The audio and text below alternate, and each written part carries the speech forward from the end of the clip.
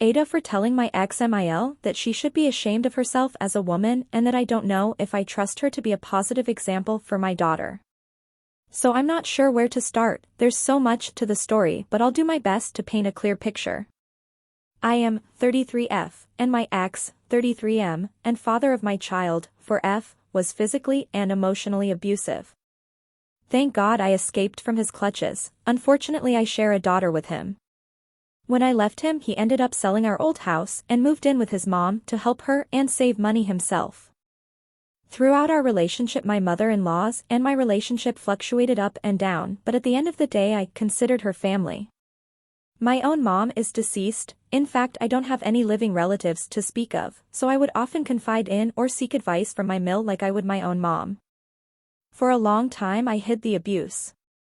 It eventually got so bad that I let it start to slip what he was doing. There were a few times I reached out for help or advice and I was met with disbelief or roundabout ways of putting the blame on me.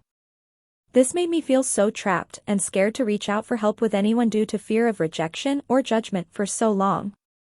Definitely helped keep me trapped longer than I probably would have, however that's on me. Anyways, so since my ex and I separated my ex and her tried to act like I can't be trusted to be a mother to my daughter on my own. She condemns me for things like the old house being a mess towards the end. Constantly. I finally snapped the other day and said that I am insulted by the way I'm constantly being talked down to over a messy house. A messy house. What about the mess your own son made of my body? Am I less than a house? How could I keep a clean house when I'm too busy trying to survive the daily war with my ex? She responded by saying it is my own fault for staying. This is when I finally said that I honestly didn't know if I feel like I want her to be a female influence to my daughter. Yes, I stayed longer than I should have and by doing that I let my daughter down and allowed her to witness the abuse. But that is my guilt to carry, and I will spend the rest of my life making sure I teach her that if the day ever comes where a man puts hands on her, she won't be like me, she will walk away. But everything they do and say shows otherwise. Basically my ex-mother-in-law is the type of woman that protects the abuser and blames the victim.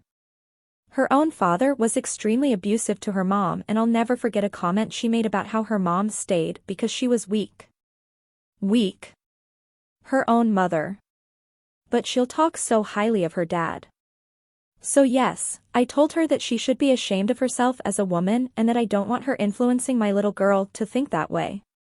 I know my ex is her son but my daughter is her granddaughter and a toddler.